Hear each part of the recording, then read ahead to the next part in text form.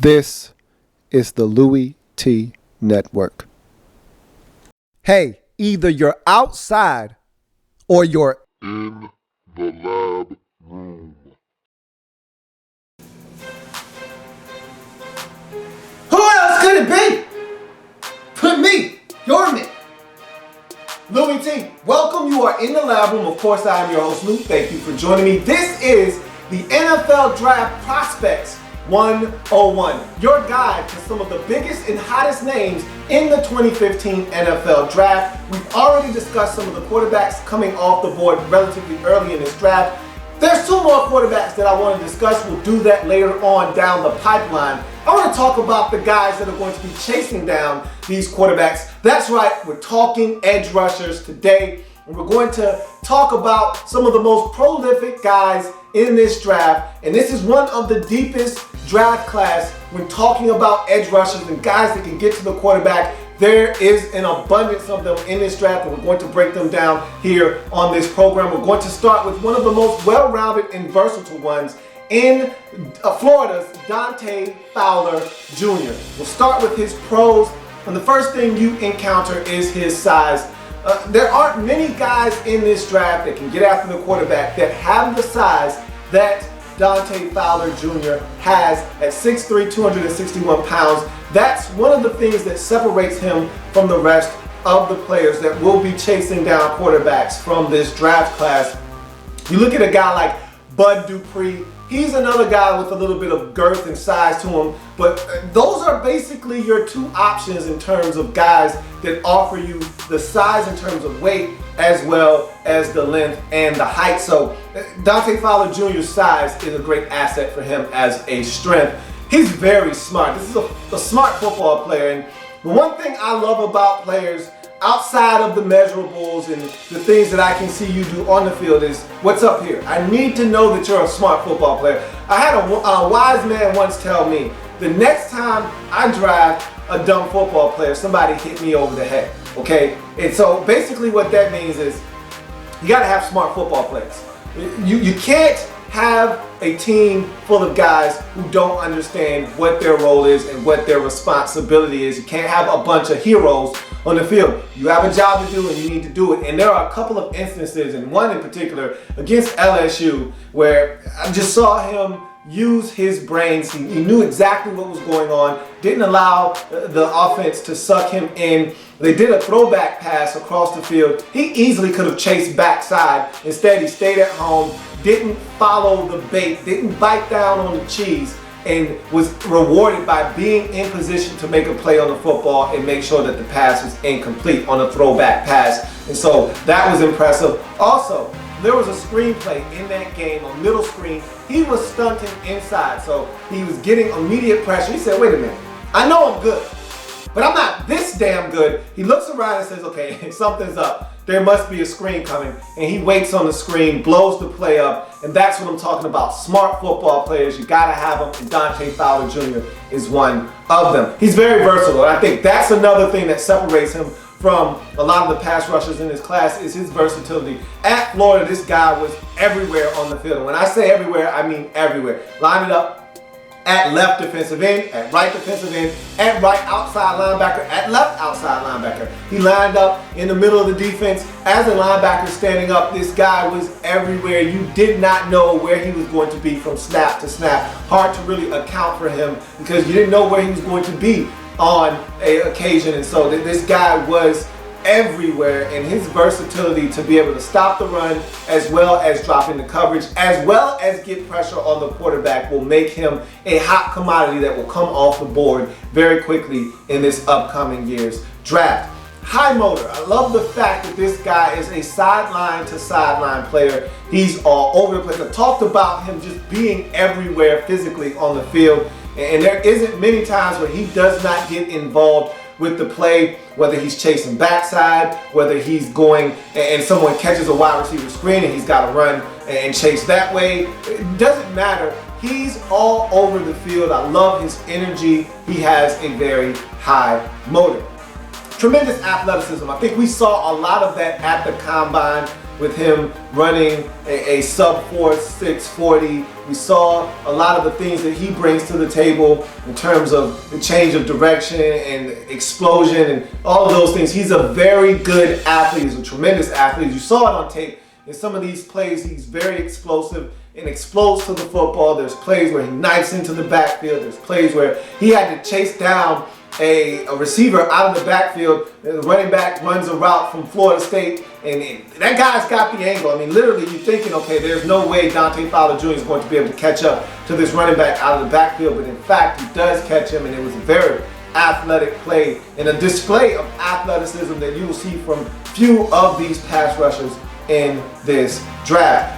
Extremely active, and I think the high motor and being extremely active go hand in hand. This guy is everywhere. He's one of those guys, and I'm gonna go ahead and tie this into the next pro, and that's great backside pursuit. He's all over the place, and he's one of those guys that, you know, some teams, they love to just not block the backside defender. He's not going to be athletic enough to get into the play. Well, that's not a Dante Fowler Jr. If you don't block this guy, trust and believe he'll be in on the tackle, and you'll be regretting the fact that you omitted him in the blocking scheme, because this guy flies around the field with violent intentions. I love the way he plays the game, and he is extremely active. Usually the first to the party, definitely going to show up even if he's the last to get there. He's coming eventually. Dante Fowler, extremely athletic and extremely active when he's on the field. An array of moves. This is a guy that I looked at on tape, and he didn't play generally one position. Like I said, all over the field. And so you really didn't know what you were getting from snap to snap, but he does exhibit a number of different moves. You can see some of the speed when he tries to go outside. You can see some of the rip action when he goes inside, when he blitzes. I've also seen on an occasion a spin or two. So there are a number of moves that he will try to use to get to the quarterback, and so that is something that he can build upon, and it's good to know that it is there. So he does have an array of moves in his arsenal. Physical at the point of attack, and I think this too is something that will separate him from most of the other guys getting to the quarterback in this draft, is the fact that he's a lot stouter at the point of attack, where a lot of these guys are lighter at 245 pounds or so. He's at 261 pounds, so he's more likely to be able to stand up at the point of attack and get involved with the run game. You saw it on tape a number of times where he was able to either stand up the tackle, stand up the tight end, or even get into the backfield, discard them, and make a play on the football. And so he is physical at the point of attack, a well-rounded, well-versed defender for the Florida Gators. I think Dante Fowler Jr. has the complete package. Now you go to the cons for Dante Fowler Jr.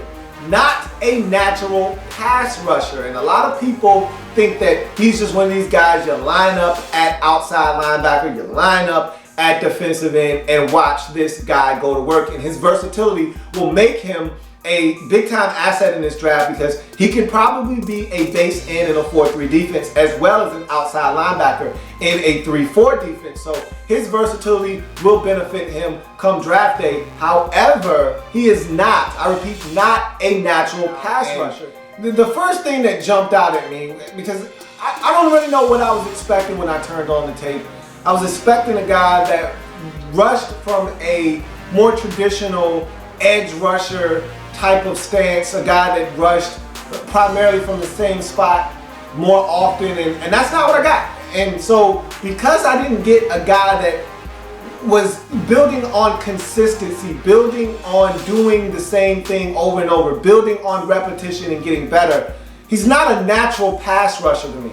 He's a guy that you move around, and I talked about the versatility and how at Florida he was all over the field, lining up in different spots pre-snap, and so it was hard for the defense to key in on where he would be. He would get free rushes to the quarterback because he would blitz up the A gap. Next play, he would blitz the B gap. The next play, he would be outside blitzing off the edge at the C gap. So it's hard to really put your finger on him as to where he's going to be, and because of that, he's not a natural pass rusher. He doesn't have a set of skills that says, hey, he's getting to the quarterback. There are a lot of times he would rush and have no plan whatsoever. He'd just try to bull rush his way to the quarterback, get in the way essentially, and he would get stonewalled right in front of the quarterback, or he would just try to rush up the field and they would just push him around. And so he's not a natural pass rusher. To me, he's a jack of many trades, a master of none, and because of that, he's not a natural pass rusher. Does have pass rushing ability. Don't want to take that away from him. But because he doesn't line up in a traditional stance, because he's all over the field, because he isn't a guy that has repetitions doing the same thing over and over, I don't believe he possesses natural pass rushing ability. Doesn't mean he can't get to the quarterback. Just means he's not someone that I feel like can get to the quarterback on a consistent basis just by primarily rushing from one side of the field or in a certain stance. You move on to another kind. He uses a spin move. I talked about him every so often using a spin move, but he uses it way too late. He doesn't use the spin move as a primary move. He doesn't use it as a move to actually get to the quarterback off of his initial rush. He uses his spin as a secondary move after his initial rush has been thwarted. So basically what he does, he'll look to go up the field with speed. If it doesn't work and if he gets stymied and the quarterback still has the ball, then he'll try to spin. By that time, even if the spin works, the quarterback has had the ball for 3-4 seconds by now. He's about to get rid of the football.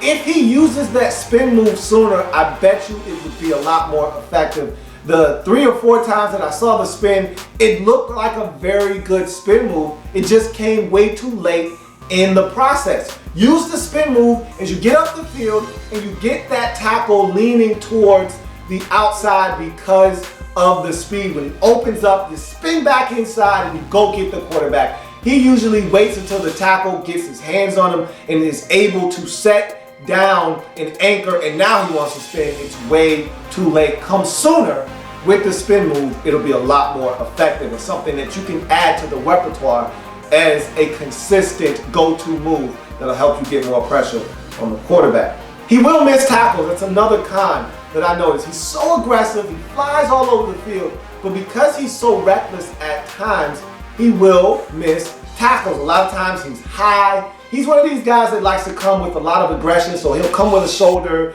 and think that that's going to be enough to get you down. He'll come high and grab you up around your head, and if the guy ducks, he'll miss. And you saw that a lot of times on the tape where he just missed guys and they ended up getting 5 or 6 yards after contact because he wasn't able to get them down on the ground. Now, it's not a situation where he's a poor tackler and he doesn't make plays, because there are more instances where he makes tackles in the backfield or gets a guy down versus him missing tackles, but he will miss a tackle or two. And I saw quite a few instances on tape where this guy just simply missed ball carriers because he was over aggressive and didn't break down, did not use fundamentals, and came with raw aggression and missed and whiffed. And that's something he's going to have to clean up as well.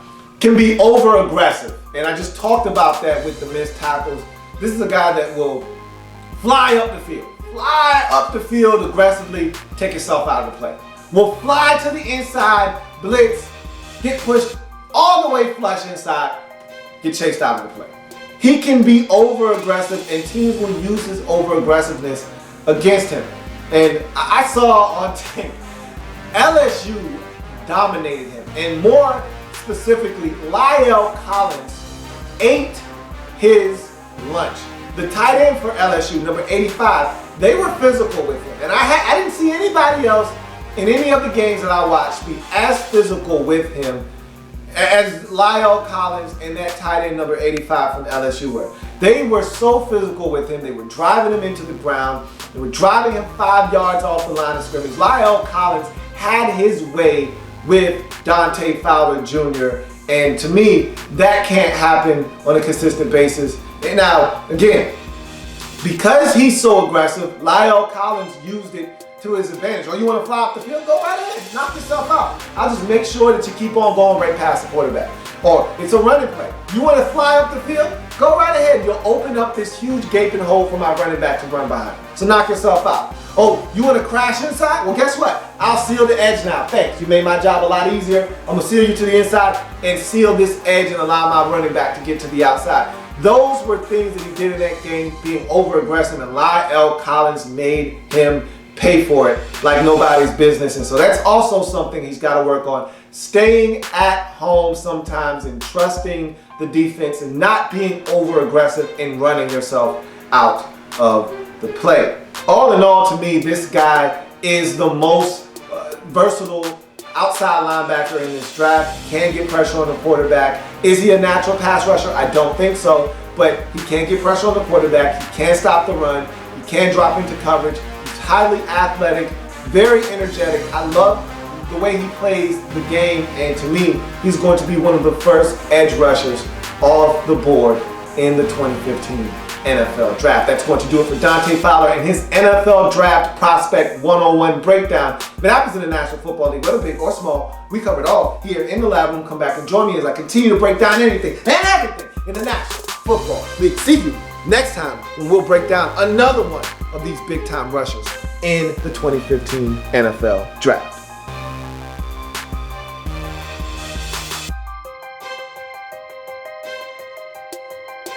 There's plenty more where that came from. While you're here, subscribe to the channel.